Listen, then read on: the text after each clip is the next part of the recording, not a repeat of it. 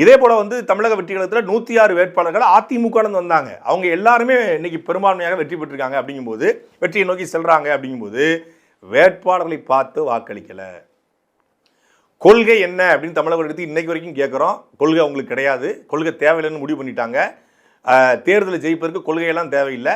விஜய் என்கிற ஒரே ஒரு பிம்பம், நாயக பிம்பம் மட்டும் போதும்.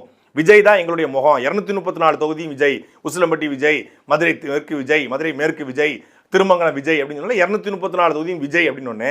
விஜய் விசில் சின்னம், இந்த ரெண்டையும் பார்த்து மட்டும்தான் மக்கள் வாக்கு செலுத்தியிருக்காங்க. தமிழ்நாட்டு மக்கள் அறிவார்ந்த மக்கள்.